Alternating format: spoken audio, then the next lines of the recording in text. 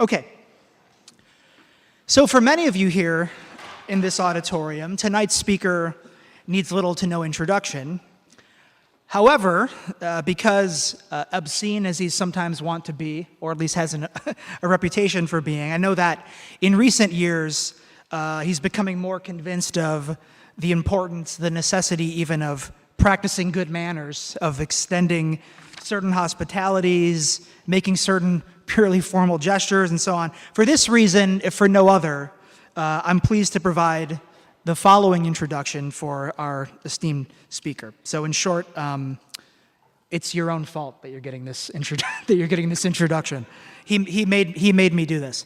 Slavoj Žižek is arguably the most recognized and most recognizable academic in the world.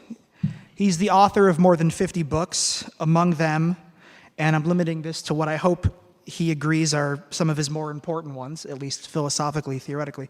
The Sublime Object of Ideology, For They Know Not What They Do, Tarrying with the Negative, The Ticklish Subject, The Parallax View, Less Than Nothing, Hegel and the Shadow of Dialectical Materialism, his 1,000-page magnum opus, and the follow-up to that of sorts, Absolute Recoil, towards a new foundation of dialectical materialism.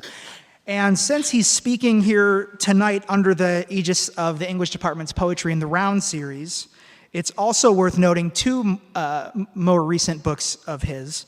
The first from 2016, a dramatic reinterpretation of Sophocles' Antigone, titled simply Antigone, in which, akin to Tom Tykwer's Lola Rent, or as it's better known in the US, Run Lola Run,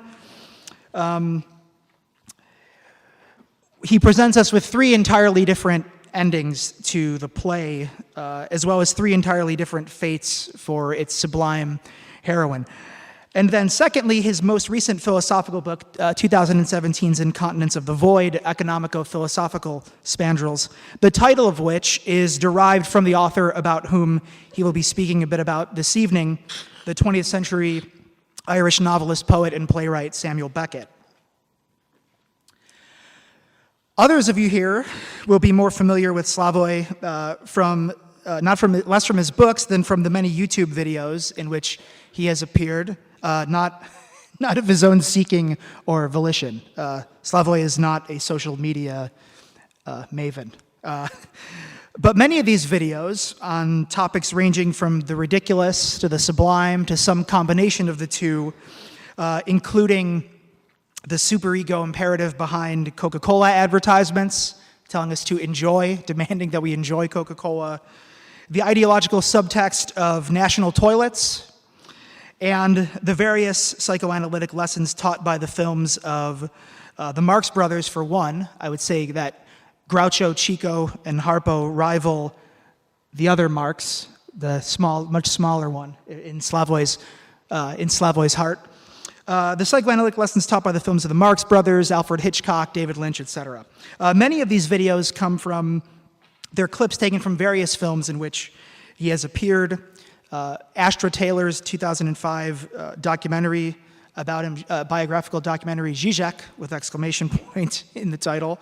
2008's Examined Life, another documentary of Taylor's in which Slavoj, appearing alongside other contemporary philosophers, including Cornel West, Martha Nussbaum, Peter Singer, Kwame Anthony Appiah, and Judith Butler, absolutely steals the show. And volumes 1 and 2 of the Sophie Fiennes-helmed Pervert's Guide films, 2006 Pervert's Guide to Cinema, and 2012's Pervert's Guide to Ideology. And Slavoj, being a good Freudian, in line with Freud's obsession with things coming in threes, the formula for trimethylamine and interpretation of dreams, his famous essay on the theme of the three caskets, the designation of three levels to the psyche, ego, superego, id. In line with this Freudian obsession with threes, a third Pervert's Guide is in the works, correct? There's going to be a third Yeah. Okay. Pervert's Guide to the 21st Century? Okay. So many of us will eagerly await that, even if Slavoj himself will absolutely refuse to see it. Among the many academic positions he currently holds, he is senior researcher and professor of philosophy at University of Ljubljana in his home country of Slovenia, professor of philosophy and psychoanalysis at the European Graduate School, Sasve, Switzerland, international director of the Birkbeck Institute for the Humanities, University of London, and global distinguished professor of German at NYU, where he was earlier this week. I won't take up too much more of your time, but before Slavoj begins, I'd like to extend my sincerest thanks to my colleagues in the English department, especially those who helped to make this event possible. I first discussed bringing Slavoj to Seton Hall in fall of 2016 with then chair of the department, English department, Mary Balkin, and then director of poetry in the round, Nathan Oates. And if it weren't for their initial and continued interest in and support of this idea, this event would not have happened. Mary even helped us to secure this room, which I learned was not easy. Since then, our current department chair, Angela Weissel, as well as our current Poetry in the Round director, Kara Adams, have been equally encouraging, enthusiastic, and supportive of this event. And likewise, if it weren't for their help, this event would not have been possible. And as this is a Poetry in the Round event, I just want to briefly plug the final series event of the semester, a reading by novelist Jenny Ophir, which will take place on Tuesday, December 4th at 6 in the faculty lounge of the University Center. Finally, thanks, of course, to Slavoj, whose schedule is extremely busy, for graciously making time to visit us here at Seton Hall and to present to us a talk that is in many ways related to issues that he has long been writing about and wrestling with, including the issues of political correctness, identity politics, and the more recent troubling rise of right-wing nationalism, not just here in the US under the guise of the alt-right, but across the globe. And for discussing these issues with us through the lens of the literary. In particular, as I've already noted, the work of Samuel Beckett. So the advertised title of his talk tonight encapsulates all of these things. Samuel Beckett as the writer of political abstraction, or what can Beckett tell us about political correctness and the alt-right? So, without further ado, and not in this purely formal gestural manner, which is to say warmly, please join me in welcoming to Seton Hall University, Slavoj Žižek.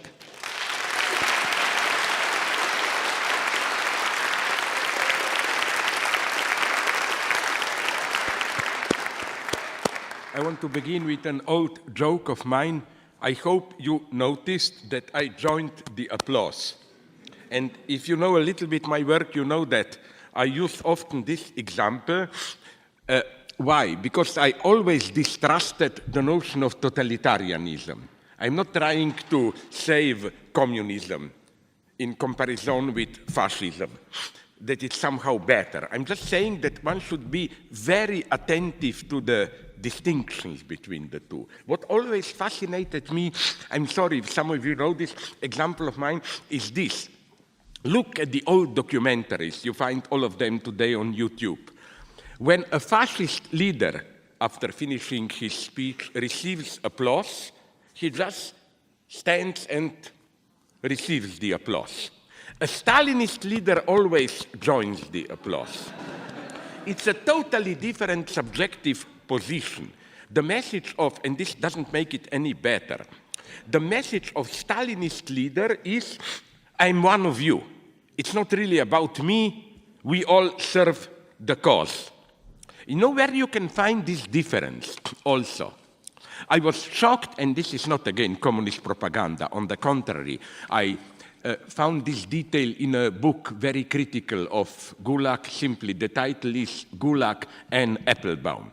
You know that in Gulag, every year on Stalin's birthday, they gathered all the inmates who had to sign a telegram of congratulations to Comrade Stalin, wishing him all the best, and so on and so on.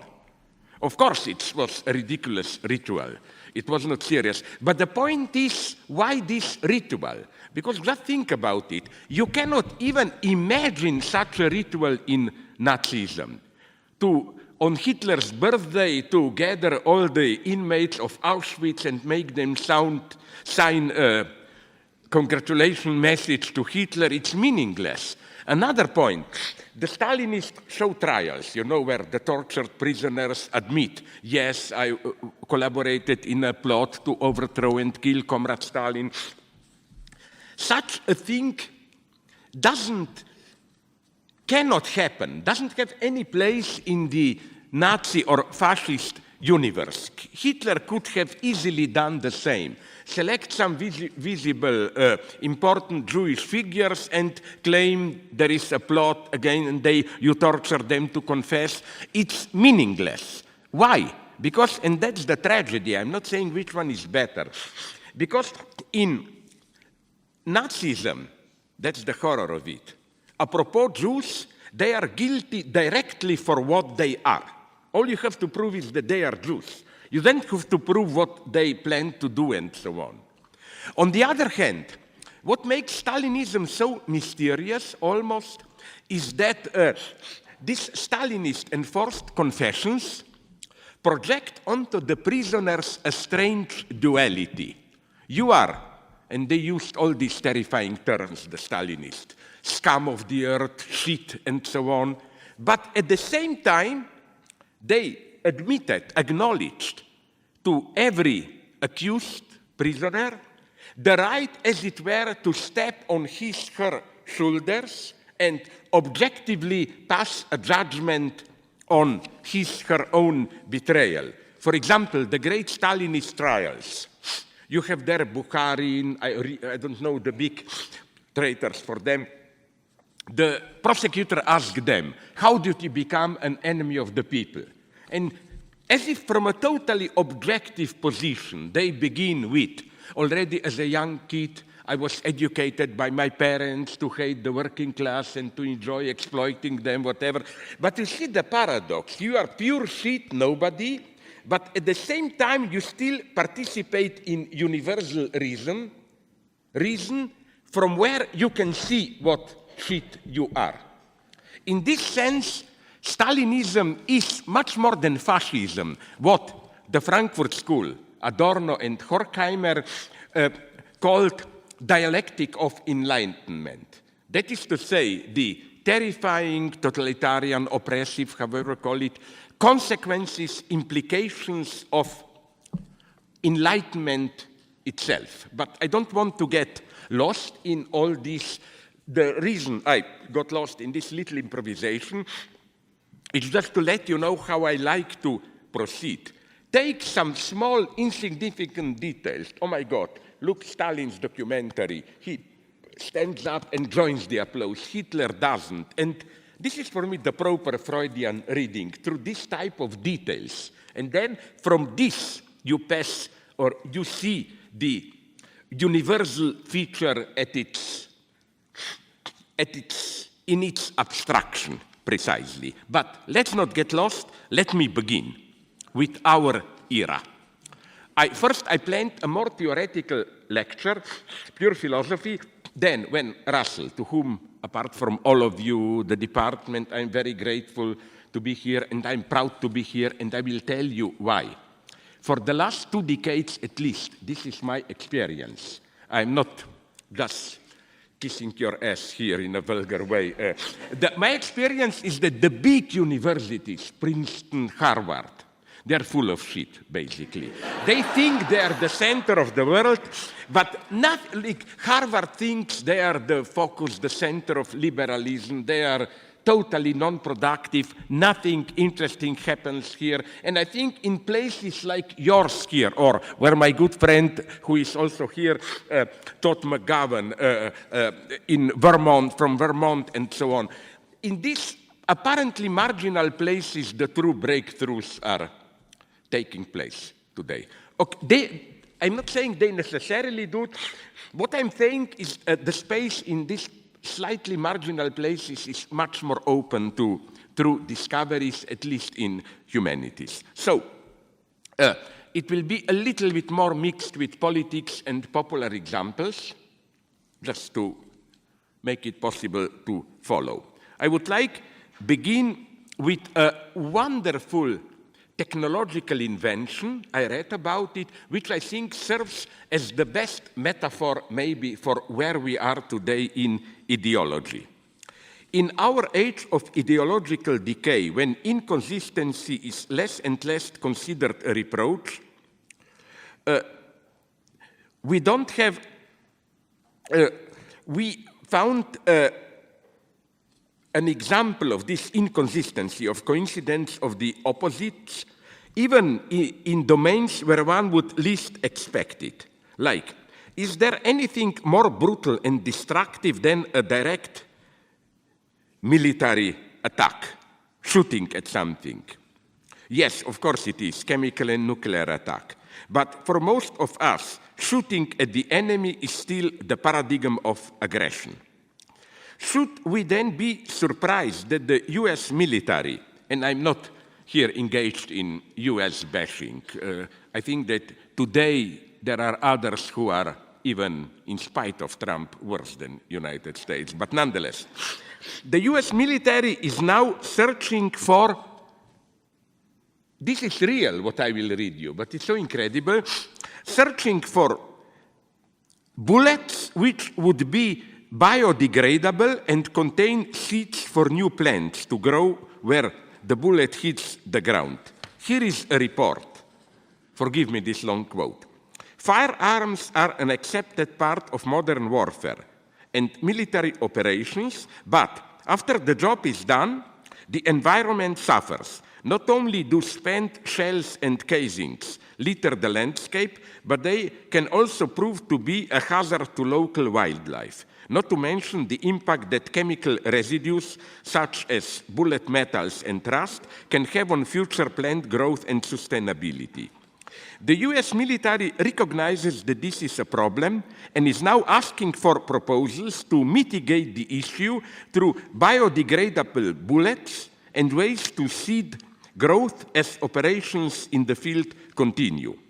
Back in January 2017, the US Department of Justice sent out a public request for proposals to develop biodegradable ammunition loaded with specialized seeds to grow environmentally beneficial plants that eliminate ammunition debris and contaminants. This effort will make use of seeds to grow environmentally friendly plants that remove soil contaminants and consume the biodegradable components developed under these projects. Animals should be able to consume the plants without any ill effects. End of quote. So these bullets are first to be used for training. And then, I like this dream. Imagine bombing a country to make it green, you know, like, then full of plants, no waste left on the ground. The same structure, the thing itself is the remedy against the threat it poses, is widely visible in today's ideological landscape. Tell the figure of the financier and philanthropist, for example, I appreciate him otherwise, George Soros. Soros stands on the one hand for the most ruthless financial speculative exploitation, but it's combined with its counteragent, the humanitarian worry about catastrophic social consequences of the unbridled market economy. Even his daily routine, I read, is marked by a self-eliminating counterpoint. Half of Swiss working time is devoted to financial speculations and the other half to humanitarian activities, such as providing finances for cultural and democratic progress, for writing essays and books and so on.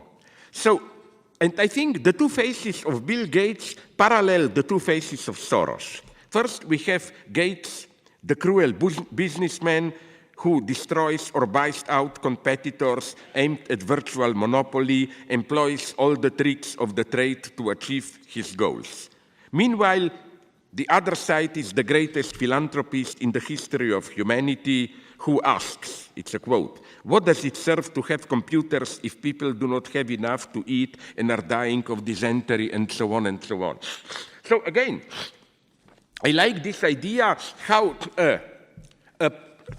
an activity includes its own counterpoint. I hope you see the parallel. It's the same at bullets, which at the same time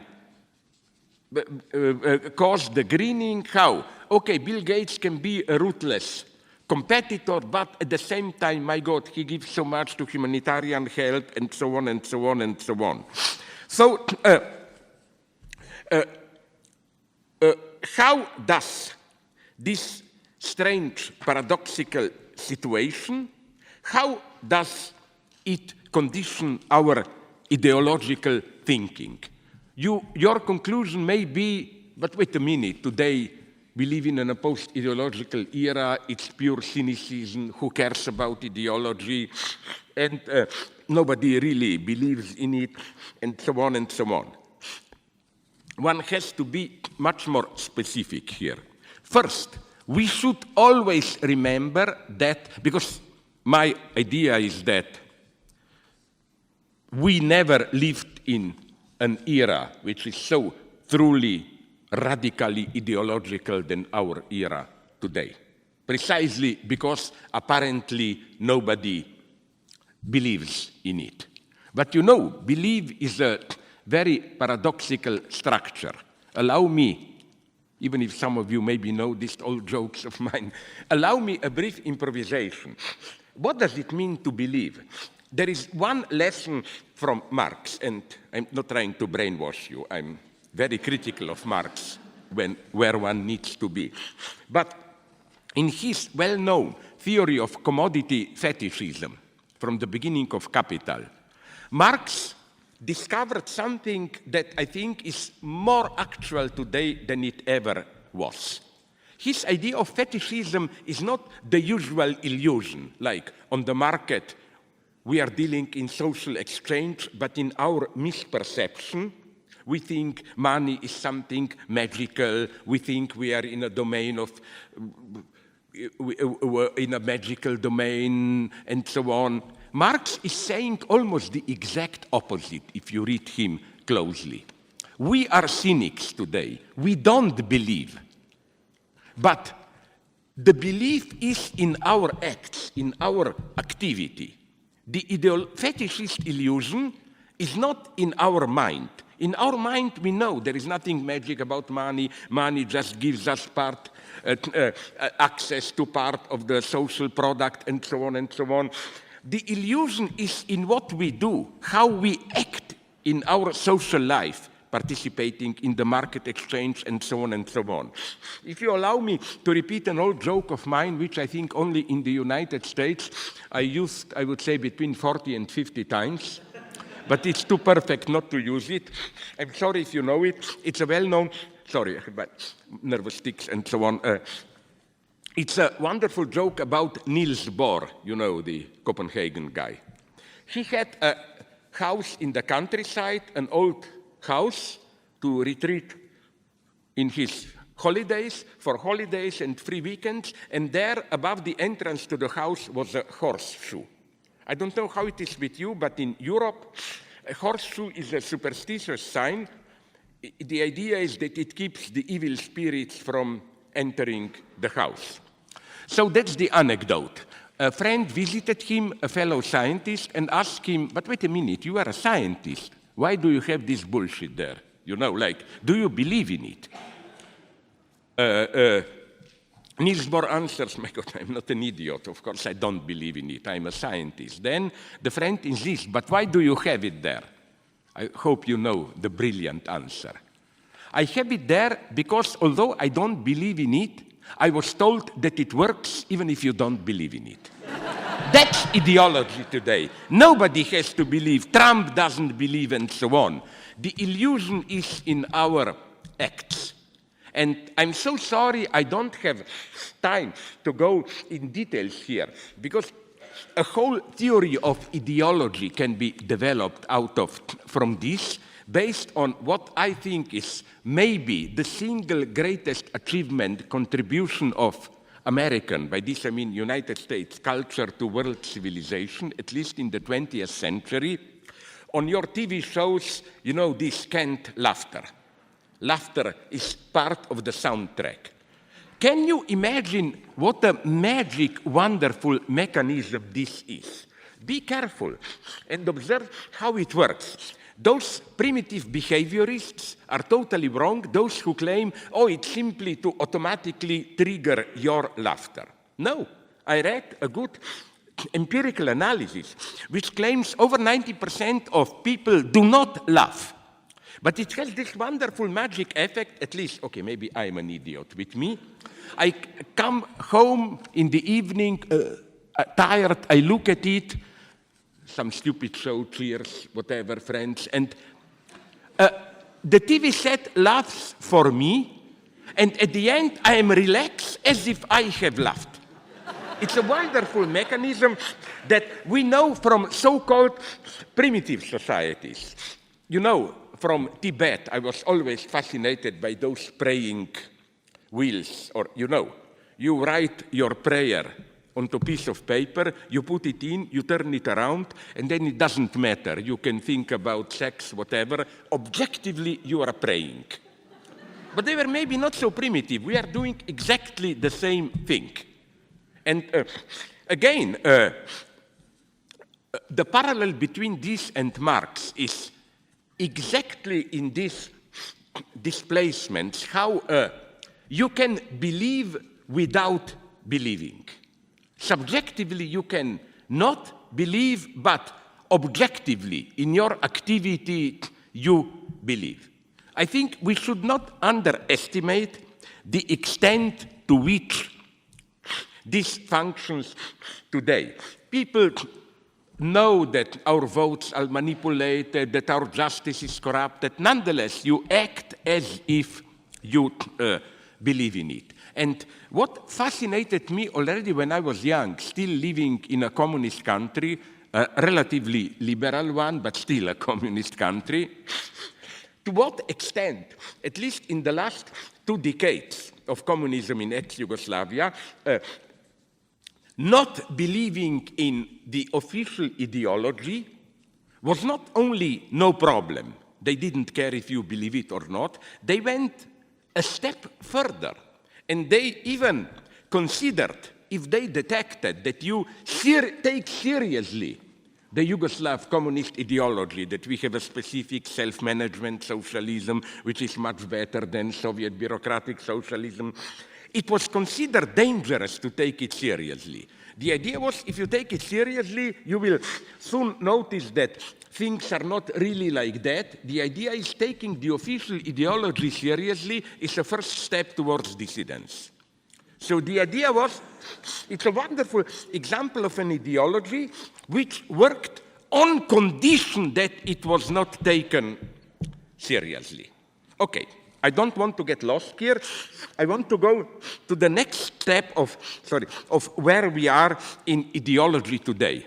To locate it, you should always bear in mind that the function of ideology today is no longer to paint an idealized image, like, oh, the world is not as bad as you think, there is hope, whatever. No, it's not even to oppress opposition. Police does that, social control, etc. It's, as my friend Alain Badiou put it some time ago, it's to kill hope. What does he mean by this? I'm shocked how when I debate with my enemies, for example, about ecology, threat of a new world war or whatever, I noticed how I don't have to convince them that we are really, sorry for the expression, in deep shit. They go even further than me. They said, yes, we agree.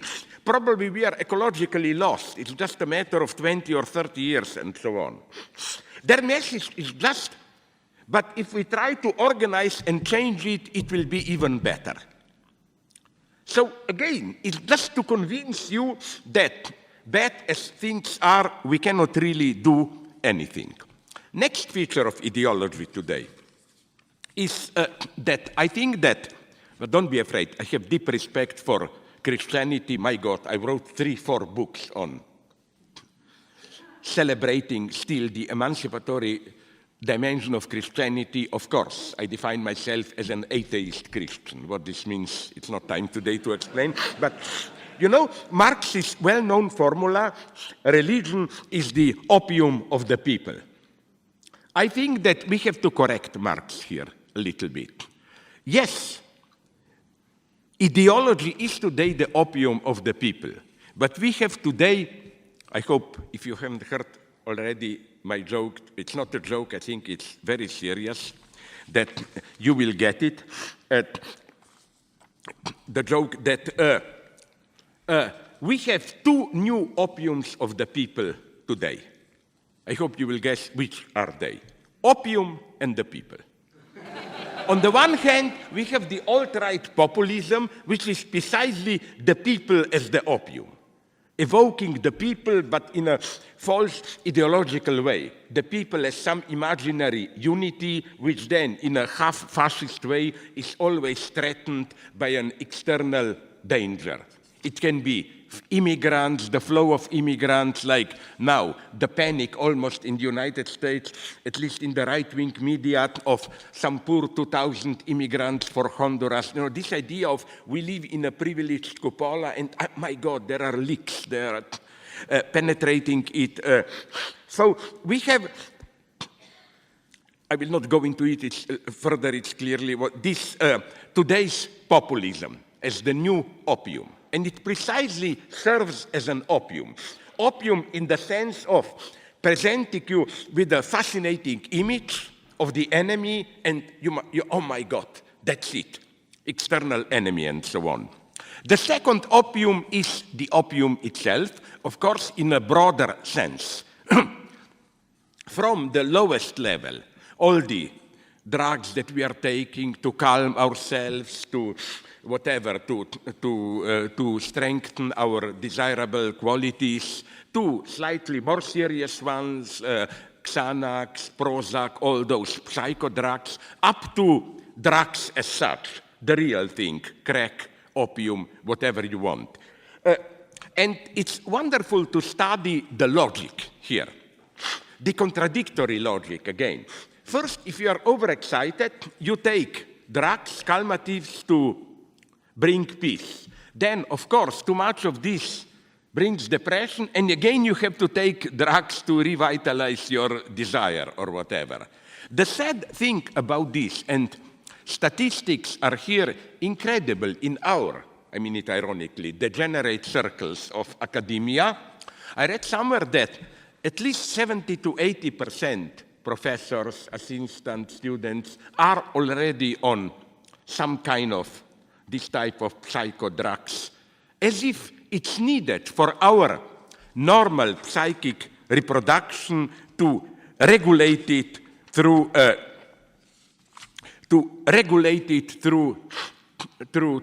chemistry in some external artificial way. So again, what's the problem behind all this? The problem is, of course, that the ruling, if I may use this terribly sounding old-fashioned Marxist term, that the ruling ideological hegemony, this, let's call it broad liberal consensus, is breaking down. And that's for me the true importance of Donald Trump.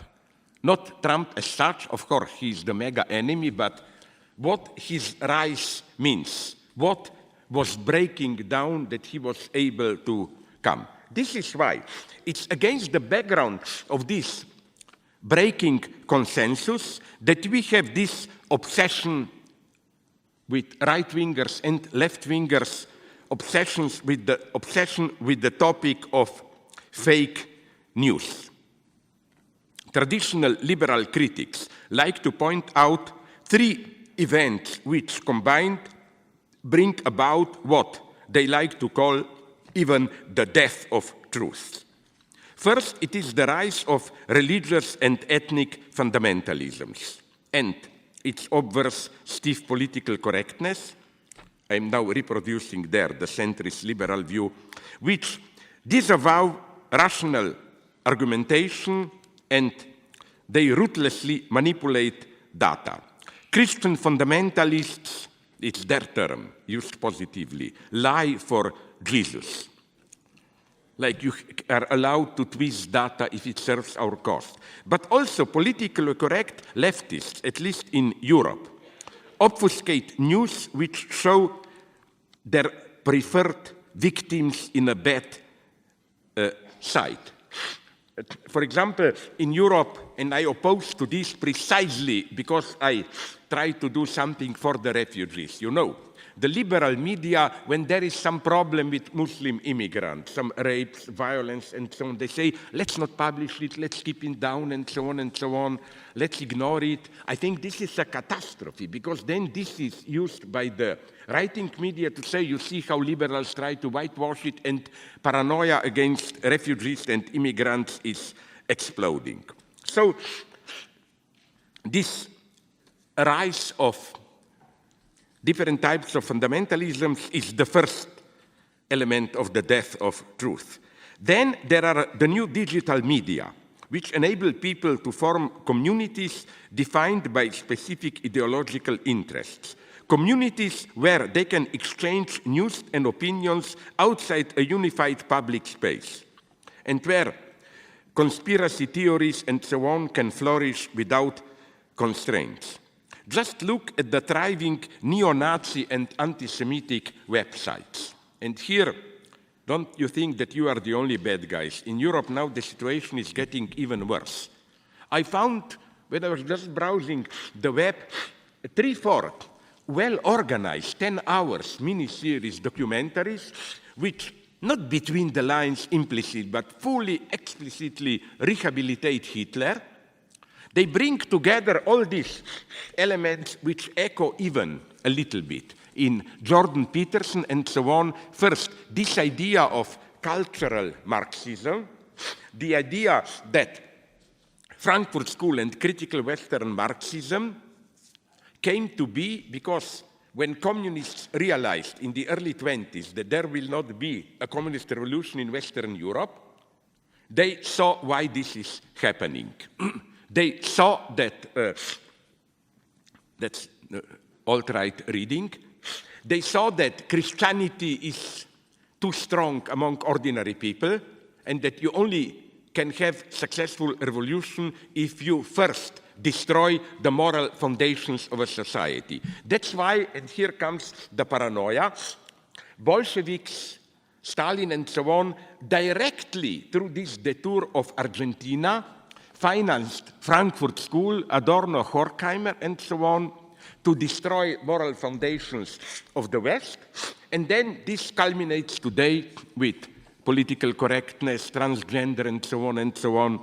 So, again, it's horrifying to read it. And I don't know if you know these conspiracy theorists, they are so crazy that they almost, but it's horrible, it's a dangerous game to play, they almost fascinate me. You know, for example, according to these theorists, this idea that Middle East is in a conflict, Jews against Palestinians, they claim this is just a false conflict to seduce us. They claim that in reality they are working together to destroy Western Europe. What's their proof? They claim, okay, immigrants are penetrating, Muslim immigrants, Europe. But they say this cannot happen by itself. This is not spontaneous. This is incidentally where those leftists who claim Palestinians are today's Jews or immigrants, the foreigner to be excluded, are wrong. Because Jews in the Nazi imaginary were by definition more or less invisible. They were the secret masters, while refugees are all too visible. We are obsessed with how they just walk with their women faces hidden along our streets. So they claim that they are too visible, so there must be a secret master behind them. And these are Jews, of course. So they claim it's a shared Muslim-Jewish plot to destroy our civilization. What I'm saying is something very simple. It's that and everybody knows it. What happened in the last 10, 15 years is that this kind of conspiracy theories were all the time here. But what's so sad is that what was still now constrained to this, we go after a talk like this today to a bar, restaurant, and all the dirty talk, rumors you exchange there. Now it's becoming part of our public space. The third figure to blame for the so-called death of Jews is the legacy, so they claim, liberals who bemoan the death of Jews, of postmodern deconstructionism and its historicist relativism. They attack the claims that there is no objective truth valid for all, that every truth relies on a specific horizon and is rooted in a subjective standpoint that depends on power relations, and that the greatest ideology is precisely the claim that we can step out of it and look at things objectively. They claim, opposite to this historicist, deconstructionist relativism, as they read it, that we can look at things objectively, there is objective truth, and so on and so on. So what's my problem with this? And of course, the standard target here is, you remember that, I always forget her name, Conway something, that blonde lady who is one of Trump's assistants. She used the unfortunate term alternate facts. And they emphatically say, no, there are no alternate facts. There may be alternate opinions, theories, but facts are facts. Holocaust happened, and so on and so on. But I think I'm not a relativist, absolutely not. But things are a little bit more complex here. The first thing to notice, I wonder if you will agree with me, in my perverse taste, I did read some of Holocaust revisionist deniers. And correct me if I'm wrong, not one of them argues as a postmodern deconstructionist. No, your theory of Holocaust, who knows what happens, is just your discursive contract and so on. Go to the YouTube and Google or whatever David Irving, maybe the best-known Holocaust revision. No, he strictly argues as the best British empiricist. They had so many Owens in Auschwitz and so on, and even if they were burning all the time, they could have burned maximum 300,000 of Jews, not 2 million or whatever. So that's the first point, but it doesn't mean a lot. My basic point is that it's difficult to accept it, but data are a vast and impenetrable domain, and we have to accept this does not mean some cheap relativism, that we always approach data from what philosophical hermeneutics calls a certain horizon of understanding, privileging some data and omitting others. All our histories are precisely that. Stories, a combination of selected data into consistent narratives. For example, I will give you a provocative example. Don't be afraid, my conclusion will not be relativist. I can write a book and I can guarantee you every detail will be, all data will be true, convincingly demonstrating that Hitler was justified in bemoaning the excessive influence of Jews in Germany in the late 20s and early 1930s. It's simply true. 40% of lawyers in Germany, at least in big cities, were Jews. Jews were extraordinarily influential in cinema, as journalists, and so on, in art, and so on, and so on. So, again, all these data are true. And what should we do? If you say, but we need other data, which are more valid, and so on, you already need a certain theoretical frame to say this, and we should say this. That would be my point. Let me repeat another old story of mine that I like to repeat. I'm sorry if you heard it. I think it's extremely useful precisely today. This Lacan's Jacques Lacan's, my psychoanalytic teacher, paradoxical statement, but very precise, that imagine, I'm sorry for the male chauvinist twist of this statement, imagine a husband who is pathologically jealous of his wife, obsessed with the idea that she is all the time sleeping around with other men and so on. And Lacan says something wonderful. He says his jealousy is pathological, even if everything that he says is true about his wife. Why? Simply because the true question is not, is his wife really like that? The true question is, and therein resides the pathology, why does he need jealousy to sustain his self-identity? And it's the same with Jews for the fascists.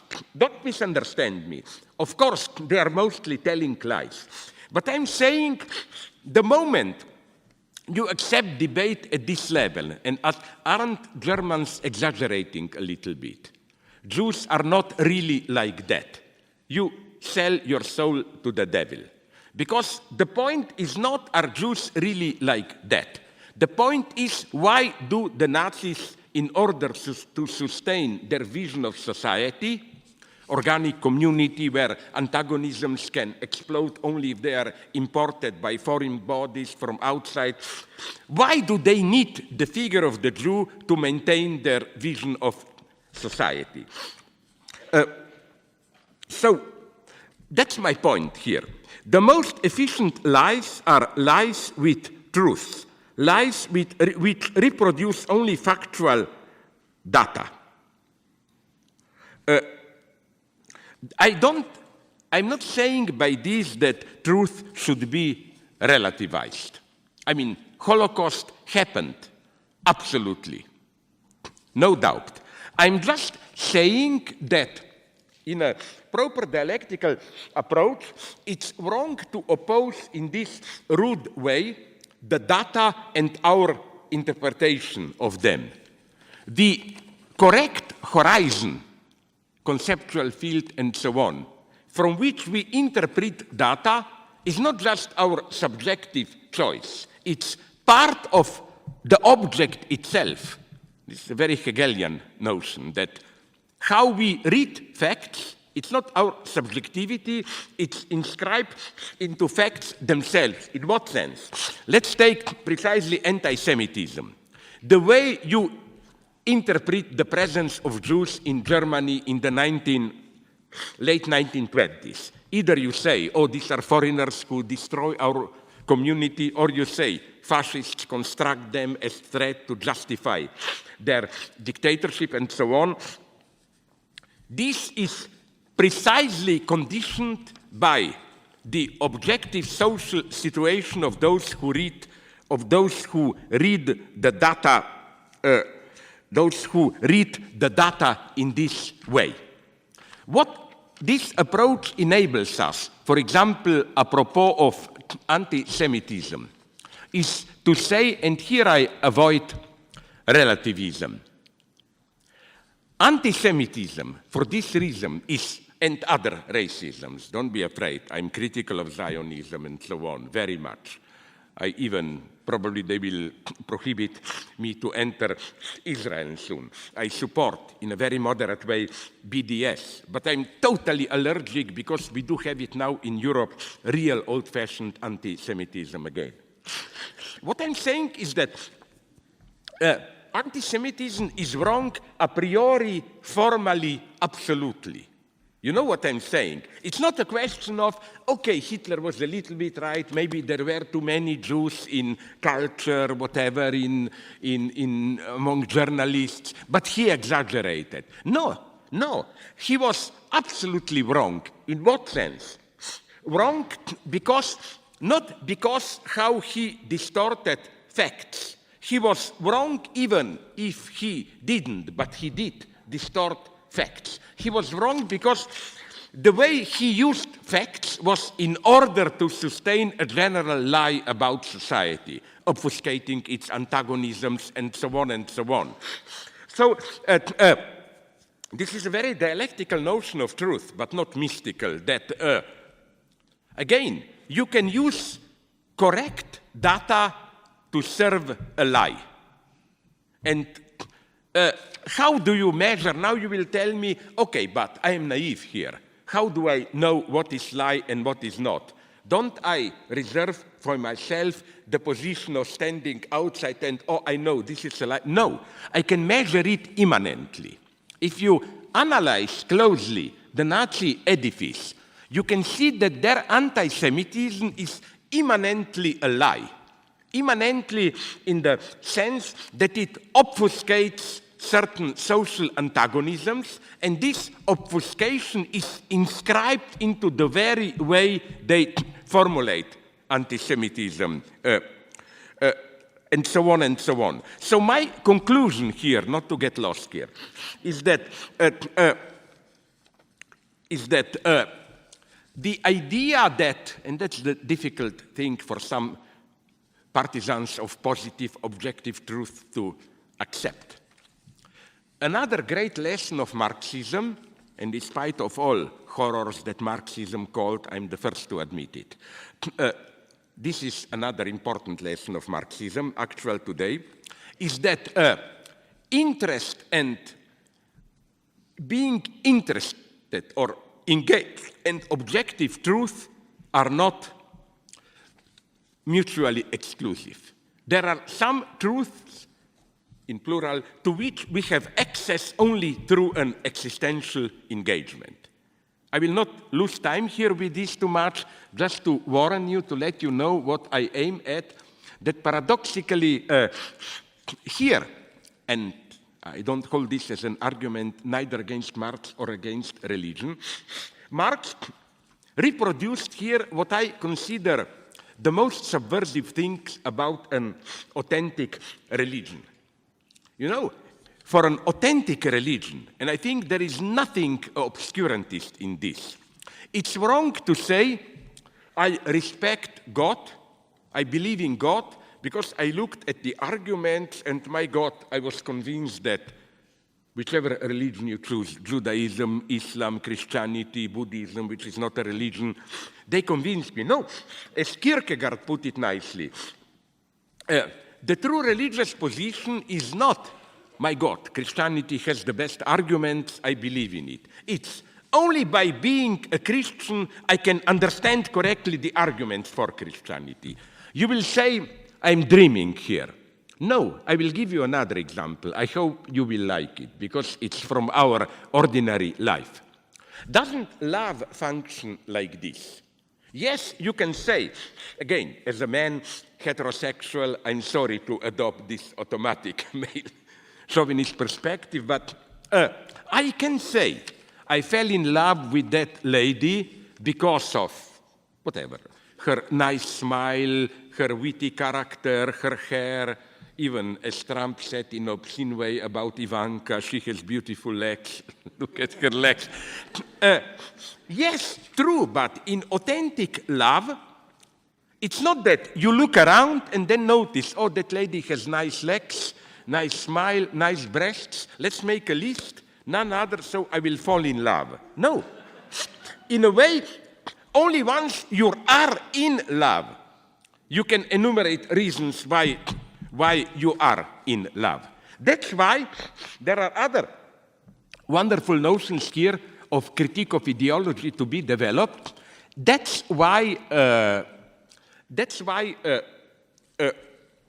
falling in love, did you notice this? It's a wonderful temporality. Never happens in a present time. You never can say, now I'm falling in love. If you do, it's a fake. It's always that retroactively, all of a sudden, you establish, my God, I'm deep in it. I fall in love.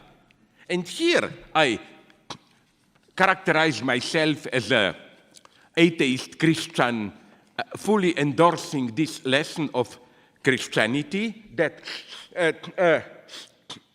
also in Freud you find it, that here I'm against this ideology of free choice, you know. Freedom at its fundamental, the most radical freedom, is not free choice in this cheap sense. I go to a delicatessen store and, my God, strawberry cake, lemon cake, chocolate cake, I can make a choice. No, the truly free choice is unconscious choice, as German idealists around Hegel, Schelling, and so on already knew it. Free choice is a choice in a much more radical way.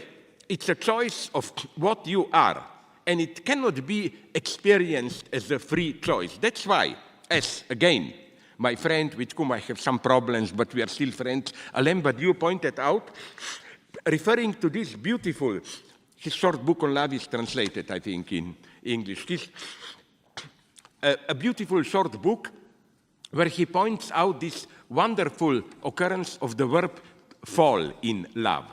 It works, as far as I know, only in English and in French. Maybe in some others, in my language, it doesn't work. Tomber amoureux, to fall in love. And he says we have to take this quite literally. There is a surprise, a cut, you fall in love. All of a sudden, you find yourself in love. That's how things happen. So, not to get lost, let's go on. I think there is another thing in this that is false in this panic about fake news, multiple truth, and so on. If you read closely those who worry about it, they repeatedly emphasize between the lines, but they do that. What they worry about is not so much that we don't have any truth, but that we no longer have a clear hegemonic idea, a basic social pact accepted by all across the board. So their position of those who bemoan we need an obligatory social frame, it's a very cynical one, basically. What they are saying is what Goethe, the writer, Faust, and so on, a great conservative, said in German, besser Unrecht als Unordnung, better injustice than chaos. The idea is that we have to impose one version of ideology which will bring a certain stability, even if we all know it's a lie. And what is so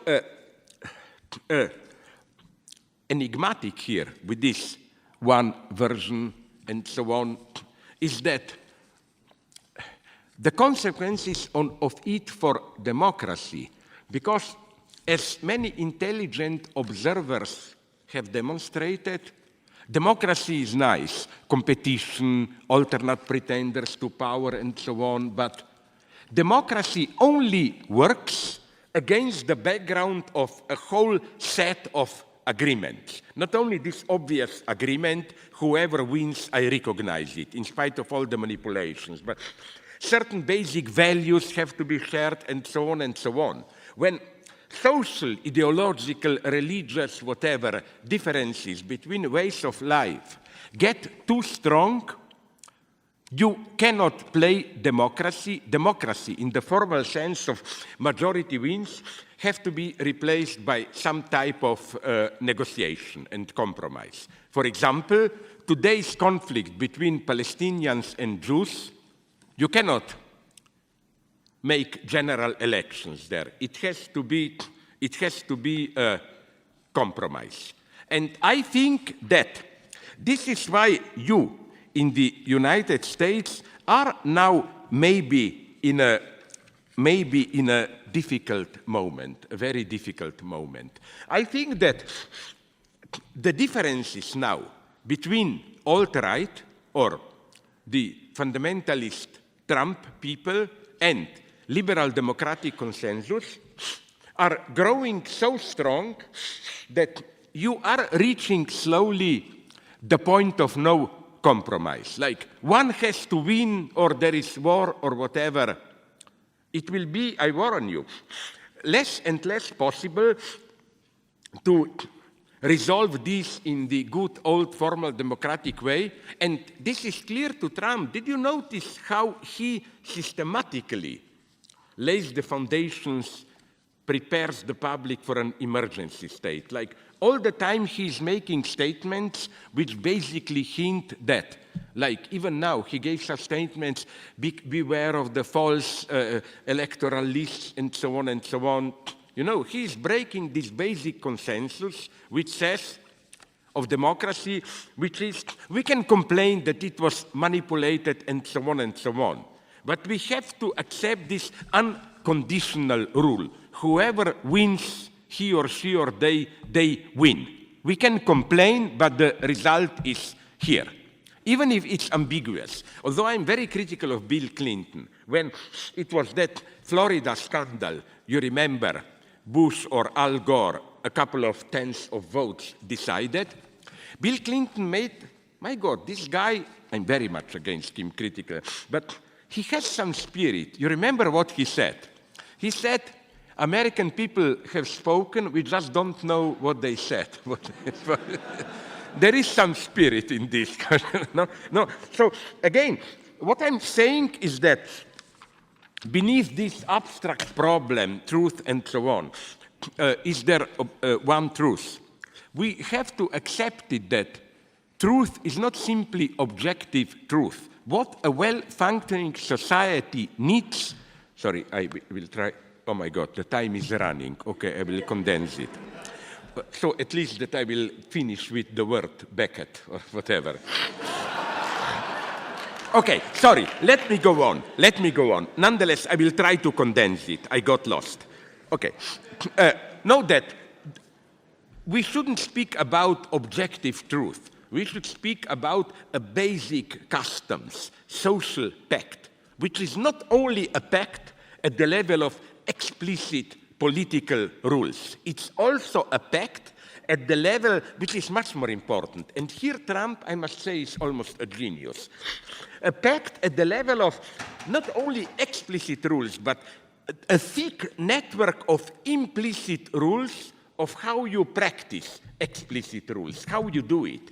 Trump is a master not so much of breaking the explicit rules, but breaking these implicit customs which regulated the use of. Remember the Supreme Kavanaugh justice. And I think Obama was here too careful. Obama could have nominated much earlier, but he respected too much the rules. No, we don't do it like that in the United States and so on. Trump doesn't have problems with this. He breaks these implicit rules all the time. Okay, let's go on.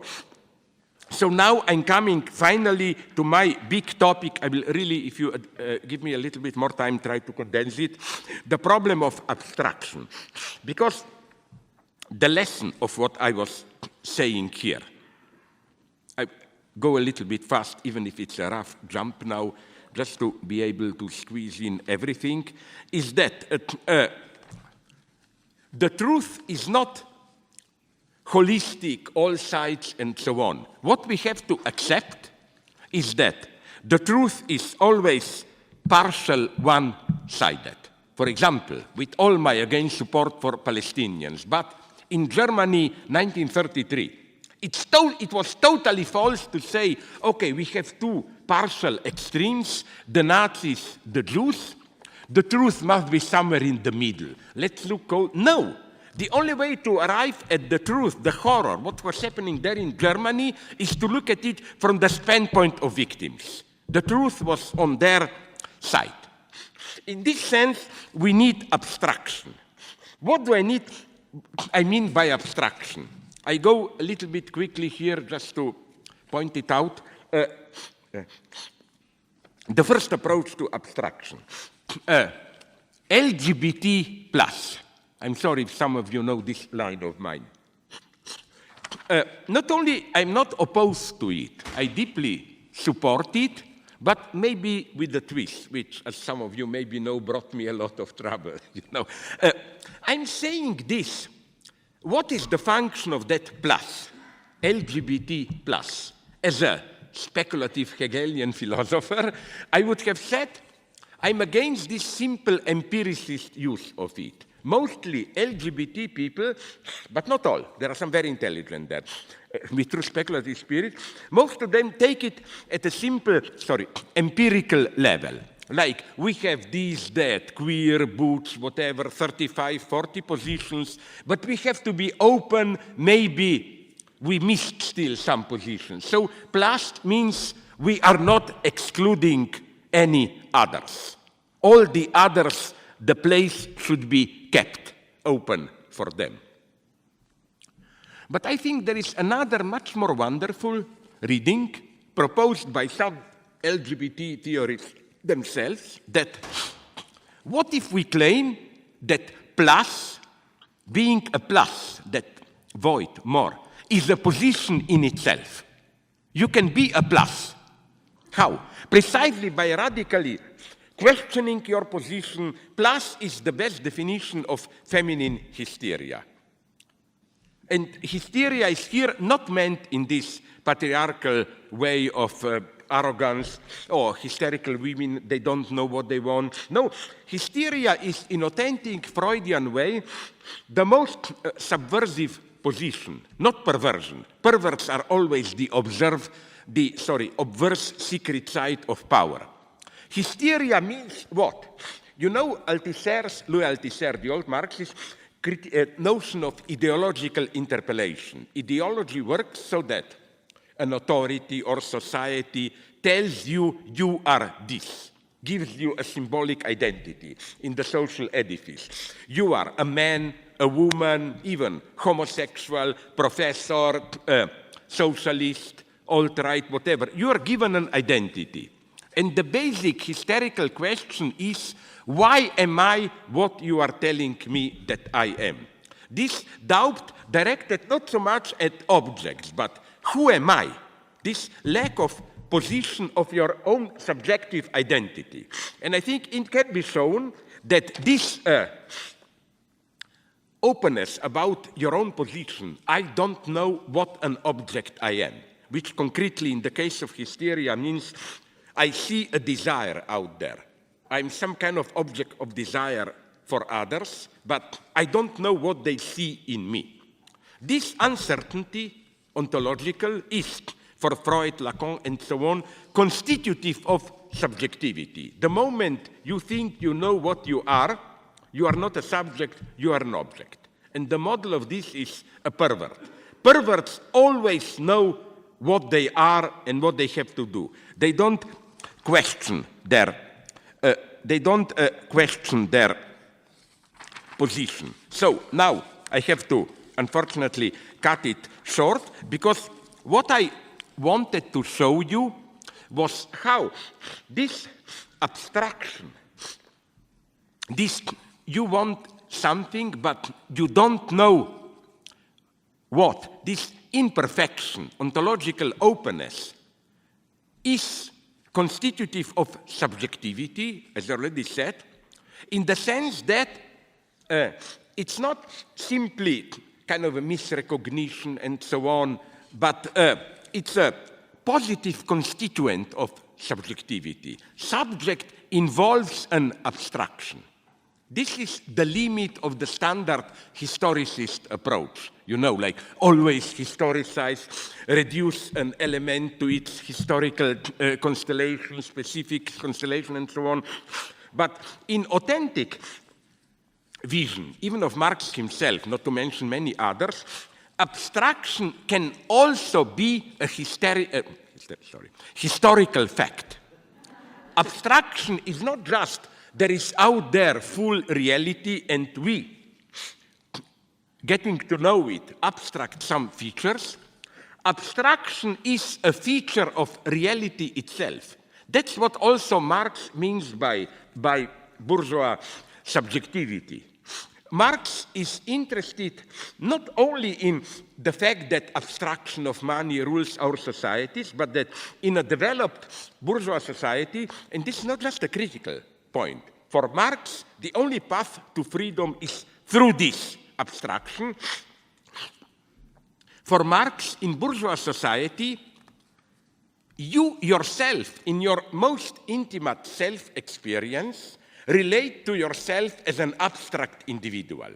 And I tried to convince once Judith Butler, and I think I almost succeeded, that she is a good Cartesian. That the whole point, in this sense, that her entire, I use the naive term, it's not a good one, anthropology is anthropology of, this idea that there is no fixed identity of a subject, subjectivity is constructed through repetitive, performative games, and so on. This precisely presupposes that at the most basic level, you are not defined by certain features, positive features, but precisely by the fact that every feature is mediated. You are not that. That abstraction is described, for example, in the logic of desire. When objects of desire are no longer prescribed, like it's normal to be heterosexual, whatever, and so on, even if it's done in a more complex psychoanalytical way. You search for women, but in the end, you search for the image of your mother or whatever, those stupidities. Here, the object of desire is always prescribed. But the Freudian idea is no, it's again objects, objects, objects plus. And you have this plus over all objects, particular, becomes for Lacan a specific object he calls object small a, the object cause of desire. So let me give me, who are the boss? You are the boss. Who is the boss? Can I get another good 5 minutes? Okay. I was ready to tell you, if you would say no, I would say fuck off, throw me. This was a purely rhetorical question, Yeah. Okay, so let me go on. I will try to give you an idea of the power of this abstraction, which I used already in one of my books. You haven't read it, probably. In a wonderful passage of Marcel Proust's In Search of Lost Time, Marcel, not Proust, but the hero of the novel, speaks for the first time with his grandmother in Paris. And for the first time, he hears her voice, torn out, abstracted from the totality of her body. It's before he thought my grandmother is a wonderful old being, oh my God, what a wonderful figure. Now that he hears her voice alone, he is all of a sudden struck by the idea of what a vulgar common voice this is. Before it was covered by her gentle appearance and so on. And now comes the true achievement. So first we have this violent abstraction. Voice alone, horror. Dirty old lady, confused.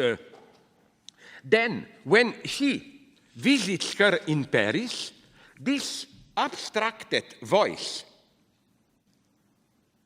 colors his entire perception of her. There is no return to organic unity. Oh, but this voice was just one of the features. Now I see all of it. No. Even her other features become vulgar, common to him. That's how dialectical analysis does. The only totality that you get is the totality based on some brutal, violent abstraction. Out of this abstraction, all other things appear in a new way.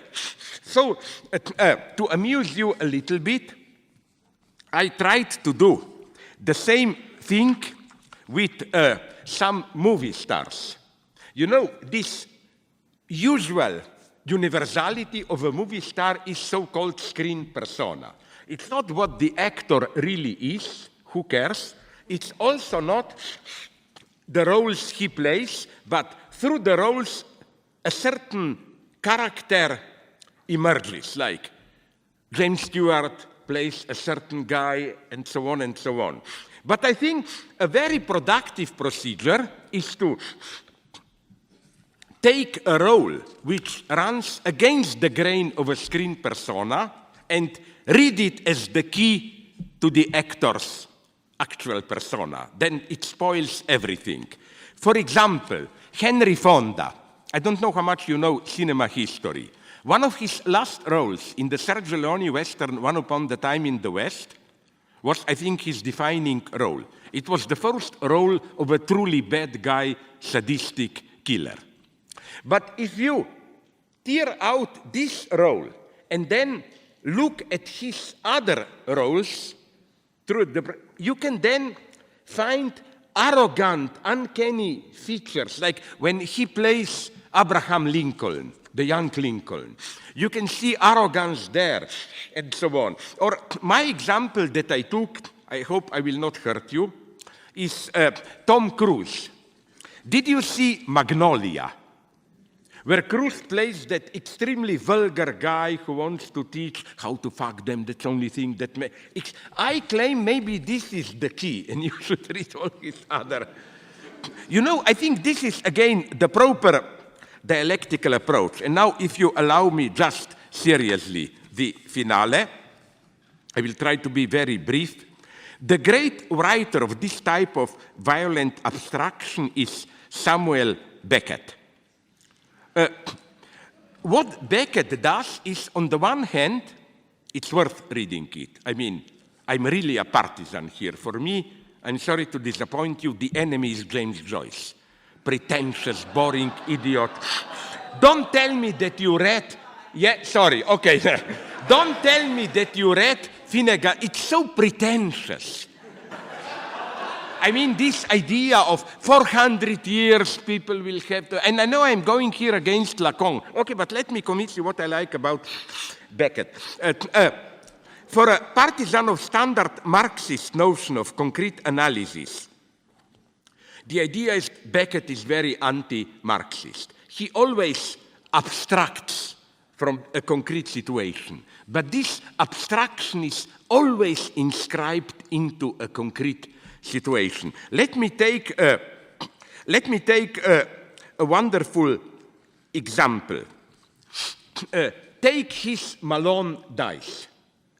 It's I forgot the lady's name, I'm very sorry, but I recently read a book which was written by Émilie Morin, yes, is the lady, about Beckett and politics. And he conclusively demonstrates how Beckett was extremely grounded in a historical experience. For example, Malone dies.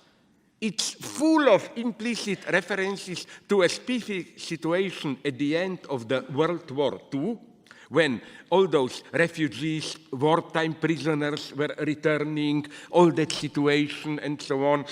And Beckett abstracts from it to a kind of almost, I would say, from all this idea of homeless, refugees, the way they are treated bureaucratically and so on. I'm almost tempted to say he's a materialist Platonist. What he stages is a kind of a pure Platonic idea of this terror of being displaced. And it's wrong to translate it back into historical constellation. Only through this move of abstraction do you get, in a way, the truth on it. This is why I wanted to conclude by I think you mentioned it to your students already, his late play, Catastrophe. It's a wonderful play. It's just from 6 till 20 minutes, however it is staged. It abstracts from, it condenses 3 levels. One level is about communist political terror. An arrested guy is questioned and so on, brutally interrogated. But then, in the play itself, this is staged. What happens on the stage is a director giving precise instructions to the author and his secretary how to do it like this, and so on, reproducing the same terror. And then you have a third level, that's how we should read the end of the play, where not the hero, the victim, the guy who is brutally interrogated, just raises his head and looks at us, the viewers. And Beckett explicitly said that's the ultimate image, that with many of these humanitarian events, solidarity with victims, performances for, the same basic terror structure is reproduced. This is Beckett at his greatest. He goes a step further into abstraction.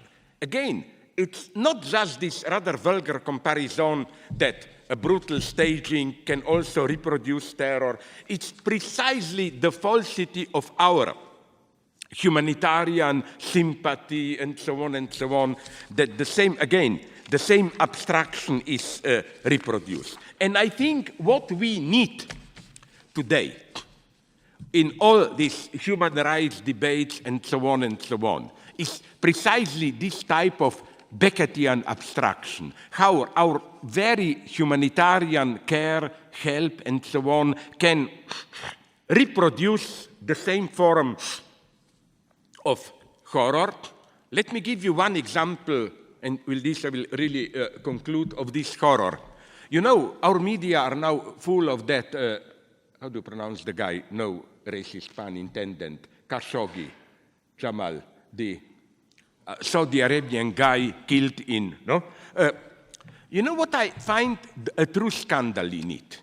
Not the fact that, of course, it's terrifying what the Saudi Arabians did, but we get so excited about this. One guy who was one of us, privileged, living in the United States, part of the royal family, you get in the media, while Saudi Arabia is systematically destroying an entire country, Yemen now, bombing children and so on. Oh, you don't talk about that. That's the true scandal of it. It's a totally displaced sympathy and so on. It's a nightmare. It embodies, again, everything that is false. So, more Beckett. And to apologize myself, of course, I exaggerated. But nonetheless, the Beckett that I really like is, if you ask me, Dubliners and Portrait of an Artist as a Young Man. Those theological debates about Aquinas' aesthetics at the end of Portrait of the Artist as a Young Man are breathtaking. So I exaggerate a little bit. I apologize. When I take power, the people through me to speak, you will not be sent to Gulag. I promise you, for loving Joyce. Thank you very much for your kindness.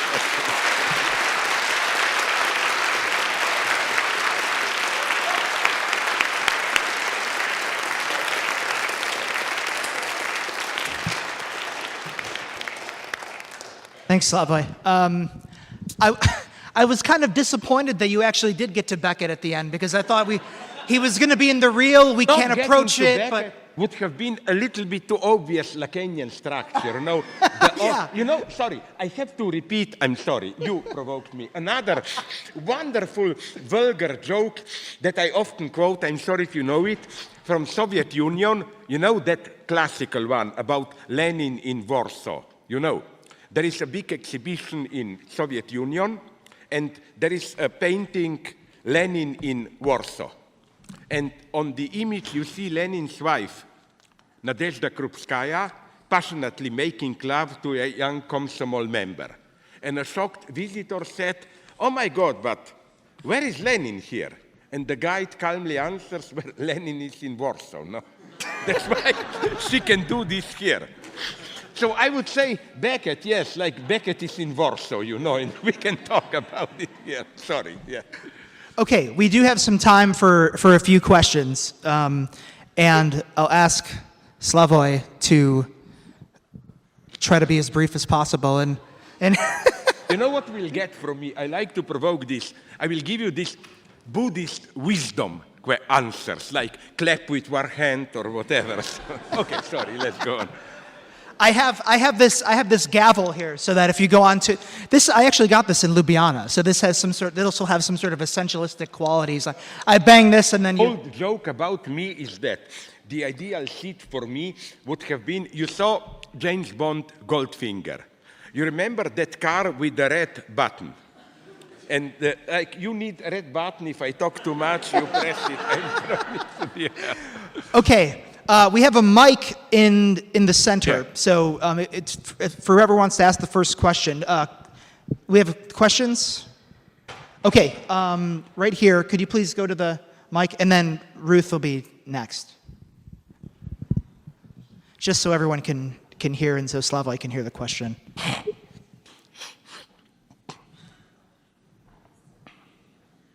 You mentioned cultural Marxism before. Yeah. The alt-right loves to use that term. Yeah. I understand you believe it's a conspiracy theory. I do too, to a certain extent. Sorry? No? Okay. I understand you believe it's a conspiracy theory to a certain extent.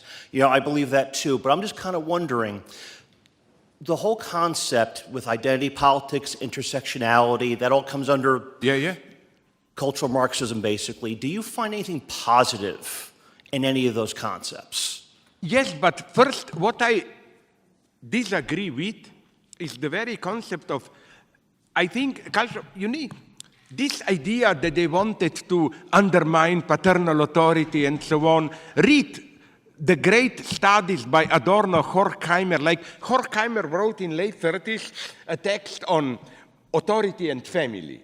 And his whole point is not destroyed. He makes a wonderfully refined point that it's a very deep insight in Adorno also that totalitarian structures like Hitler is not a paternal figure.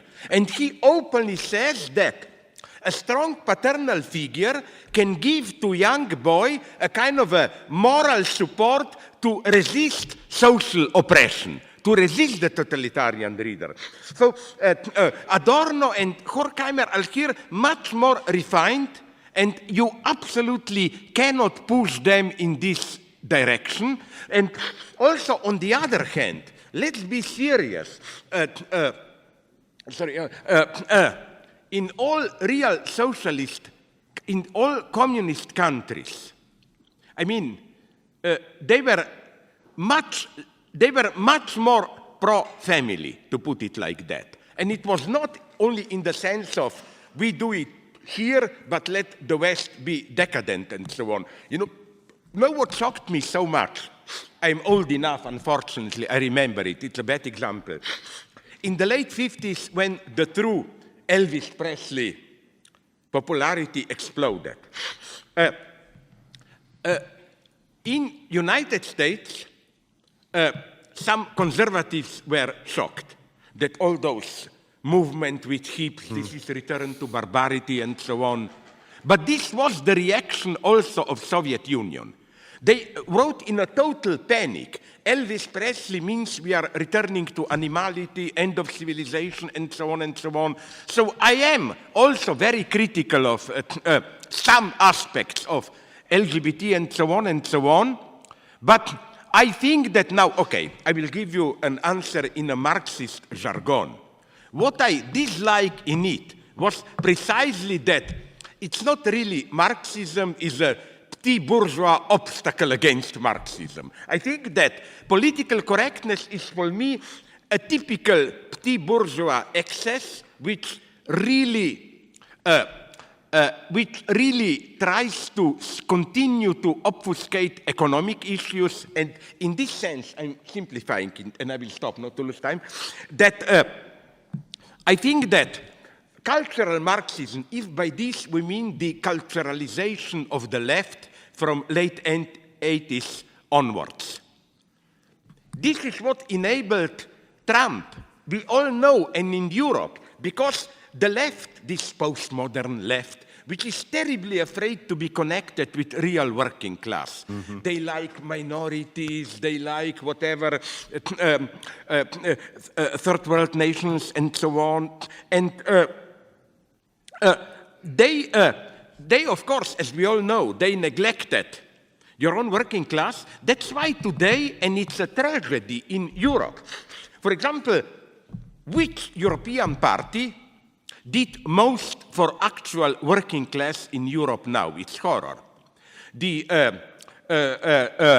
Law and Justice, the Polish arch-conservative Kaczynski, the brothers, one died, party, were precisely on behalf of right-wing populism.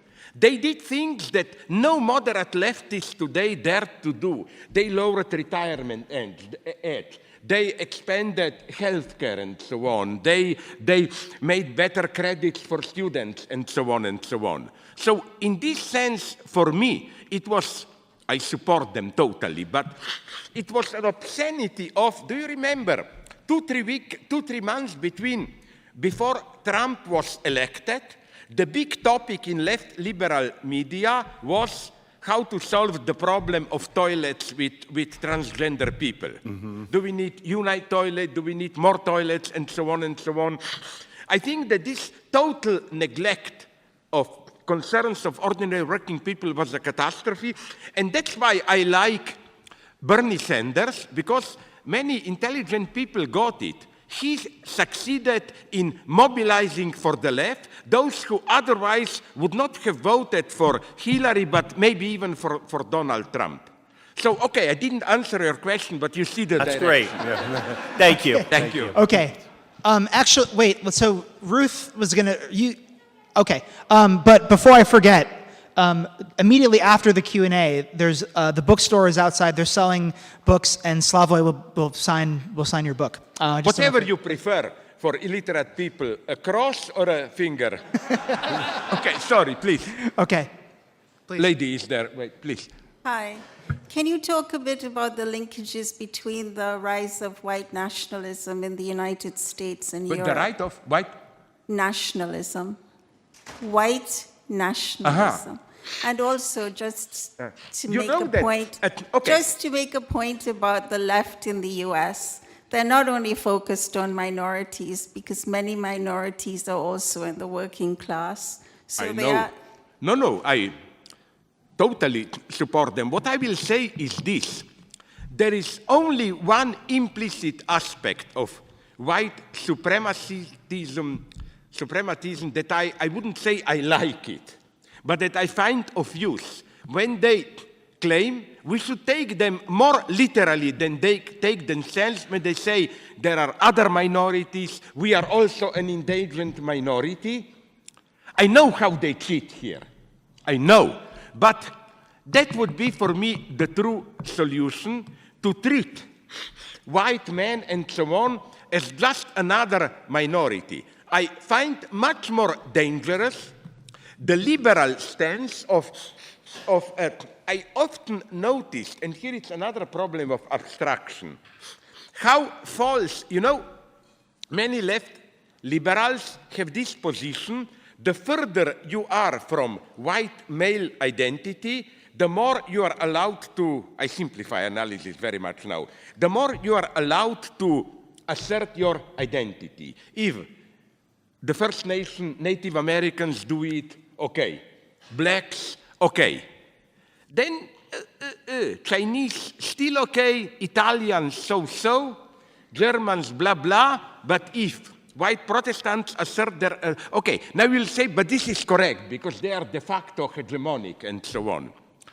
What I suspect is that nonetheless, this self-humiliation, this we renounce our identity because we know if we assert our identity, it means direct racist hegemony. There is something false in it because, I had a couple of weird experiences. For example, this really deeply marked me. A debate 25, 30 years ago in Missoula, Montana, where there were some politically correct white critics of white supremacy who were so brutally correcting some Native Americans there, like, no, you shouldn't call yourself Indians. And then a Native American guy who became my great friend said something perfect. He said, sorry, I don't want to be called Native American because it gives me horrible associations, like I'm native nature, you are culture, or what. And he said something wonderful. He said, I prefer to be called Indian. At least my name is a monument to your white man's stupidity. You thought you are in India. They were my Native American friends there. They were so sensitive against this false patronizing elevation of them. Like, they told me one of them used this beautiful metaphor that he also almost gets Joseph Goebbels' reaction and draws a gun, where somebody praises their, like, we white people just exploit nature brutally, while they have a more organic attitude, dialogue with nature. Before you mine a mountain, you ask the spirits of the mountain for permission and all that stuff. And one of them, it's a wonderful act of extreme subversion for me. One of them even wrote a text, he sent it to me, proving that Native Americans killed more buffaloes and burned more forests than all the white people together. No, you know what I'm saying?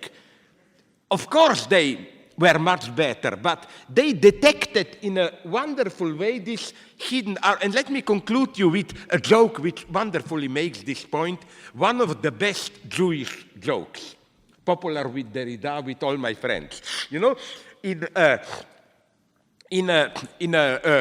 a synagogue, when do they meet? Saturday, I don't know when. Jews meet to talk, confess, declare themselves. So one rich merchant Jew said, "Oh God, I am nothing, I'm nobody, I'm not worthy of your attention." Then the rabbi, big powerful figure, says, "Oh my God, also, I'm nothing, I'm worthless." Then a poor Jew stands up and said, "Oh my God, I'm also nothing." And then the rich merchant stabs the rabbi and said, "Who is this guy? A nobody, and he also thinks he can just say that he is nothing or whatsoever." You see, this is what is false about those white people who I'm always suspicious of how they pretend to be modest, but hidden beneath this modesty is a very arrogant position of we renounce our particular position just to retain our grasp on universality. We can be judges of others. Otherwise, no. I'm here, a good guy, for example, in the debates about Black Lives Matters. This is a nice example of how false, although it's obviously correct, is the Trumpian answers. Not Black Lives Matters, all lives matter. No, universality is here false. The lesson of all dialectics is that universality has always a privileged example which embodies it in a certain historical constellation. Today, if you want universal equality in lives matter, you have to emphasize Black Lives Matter. So I'm not simplifying here. I'm just almost obsessed with this implicit, when somebody humiliates himself too much, I always find it suspicious. What's his secret profit in it? Sorry, Okay, yeah, don't make me use this thing. Please. All right, next. I think we have time for probably two more. Two more. Depending upon... But then at least allow a lady to go forward. Okay. Ruth, okay. Not a lady. Hi. Thank you so much for coming here. Thank you, Russell, for I see you preparing your knife when you begin in such a kind way. So please strike. Yes. Okay, so I have a question about two words that you've used, Jews and Trump. First of all, not in connection. First of all, you mentioned something like Nazis and Jews, and also the Jews and the Palestinians. I think maybe it would be more accurate to say Israelis and Palestinians, or that rather Jews and Arabs, if you're going that way. Yeah, I see. That's a nice point, yeah. Thank you. No, and I then will also try to answer it. Okay. Yes. One for the lady, not a lady. And then the second thing is that you talked about Trump as this ideal evil or something like that. I'm not sure what is exactly the word you use, but I agree with you that we have this tendency to say, oh, Trump, right? As if something is wrong about him and then we don't have to look at ourselves. So can you talk more about this separation of Trumpism and... Sorry, I was not precise enough. I agree with you on both points. First, this ideal evil and so on, if I remember it correctly, then I think, first, we should never forget that the most depressing book that I've read, sorry, I'm beginning again, is a book on Nazi ethics. No, it's critical. A lady wrote it, and sorry, I forgot everything, I'm old, but she asks the obvious question. How did the Nazis themselves describe their own predicament. How did they experience it and so on? And you see some extremely false, disgusting, but I'm not saying authentic, but almost ethical vision. They really convinced themselves that they are doing a great thing. And you know what's the most perverted thing in it? They openly admitted that they are doing horrible things, but then they gave a weird ethical twist to it. Their logic was, any idiot can be good for his or her country. It takes a true hero to sacrifice his soul to do horrible things for his country. So they made an ethical greatness out of the very horror. So in this sense, the sad fact is that evil is always, by definition, or tries to be masked as good. But what I meant, maybe I forgot, is this. In every society, we have somebody who obviously offers himself or herself, usually it's himself in our societies, as easy to hate. And that's why I'm a little bit doubtful about all this liberal hatred of Trump. No, I do hate Trump. But again, as I said, don't simply elevate him into evil, but ask yourself what went wrong with liberal consensus and so on. We have to solve the problems here. Don't be too fascinated by the figure of the evil. And your first point was the sorry, I forgot your first point. No, you answer it. It's No, but I like it even more to answer. What was her first point? just about Jews and the way you use You know, the word. it's very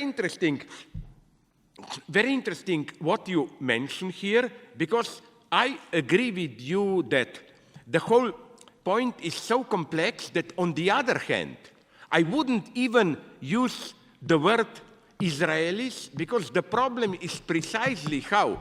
Because, you know, yes, that's why I use the word Jews. Because in my simple democratic notion, Israelis are citizens of the state of Israel. Everybody should be included. There are already in Israel, by this I mean pre-67 Israel, there are, I think, over 1 million or how much of Palestinians and so on. So that's why, for me, the term Israeli is not enough. And the trick of today's Israeli politics is something extremely sad. I'm not kidding when I use the term Zionist anti-Semitism. What really worries me is how now Netanyahu is systematically making pact with European conservative leaders who are more or less even openly anti-Semitic, like Orban in Hungary, Kaczynski in Poland, and the implicit deal is this one. Let your Jews come to us, but leave us free hand there. And this is an old tendency among even anti-Semitic right. I was shocked to read, for example, one of the really evil figures, Reinhard Heydrich, you know, the architect. You know what he wrote in 1936? He wrote, Jews are a great people. We wish them all the best in Palestine. We want to help them there. We just don't want to get them to have them here.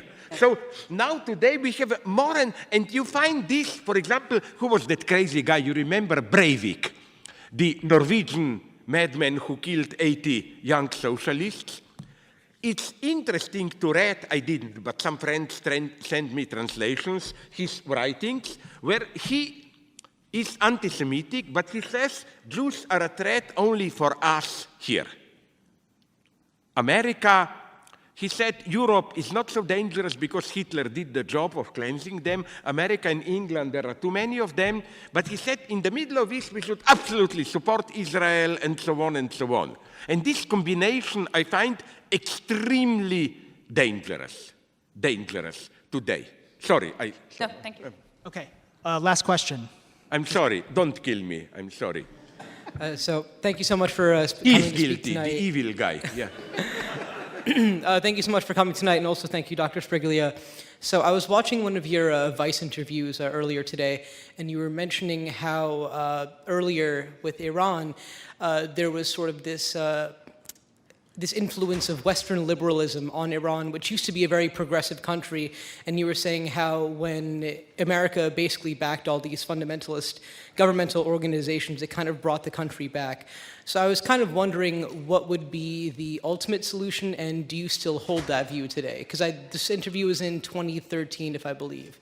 I'm not sure. Sorry, I'm not sure I got correctly to what I was referring. Of course, I referred to that Mossadegh and so on when America organized a coup d'etat, bringing Shah back in full power. And it's absolutely clear today, at least we know that Mossadegh was just a moderate leftist social democratic nationalist. He wasn't a Soviet spy or whatever. And the idea is that this brought in the imbalance. No, what shocked me morally, that's why I still have some sympathy for Iran. Listen, let's go to our preferred topic, human rights and so on. Iran is still much better than Saudi Arabia and some other countries. First, beneath this rather superficial oppression, Iran has an incredible intellectual life. They were so stupid, you will see the irony, to translate even 15 of my books there, and so on. I mean, it's an intellectual life. And again, it's so hypocritical. Like, I think one of the greatest obscenity was when the foreign minister of Saudi Arabia said that it's time for Iran to accept basic democratic standards. I mean, statements like this make me an atheist, because if there were to be God, he should have, with a lightning strike, death. So you know what I mean? Like, and also, I remember, I'm old enough, you are probably not, you don't remember, the Iraqi attack on Iran. The hypocrisy of almost the entire world. As long as Iran was losing, they were silent. United States openly supported, we now know, Iraq. They were giving to Saddam not only poisonous gases, but even satellite images of where Iranian troops are. United States only protested when Saddam used these gases against Kurds, against his own people, and so on. And again, the public opinion started to worry, even in the West with non-aligned countries, only when Iraq started to lose, to withdraw. Then they said, oh my God, we need peace, and so on and so on. This is why I wrote a text then, which is a little bit crazy, I admit it, but which for some point rendered me very popular. Even in the ruling circles I learned in Iran, the title was in English, Give Iranian nukes a chance, you know. Today's situation, I'm such a pessimist. You don't know who is telling lies, who is manipulating whom about the present conflicts. I'm just saying that, are we aware what is happening in the Middle East? That a new, ironically called it, axis of evil is forming. Egypt, Saudi Arabia, Israel. They are already openly collaborating. Are you aware that now it's no longer done secretly? Saudi Arabian military and security officers regularly go to Israel to confer. Saudi Arabia was even already 3-4 years ago putting pressure on Israel to bomb Iran and so on. So I simply don't know enough about the situation. Where I am still a naive guy is, you remember that Green Revolution after the elections? I was very involved into that one, making statements, supporting them.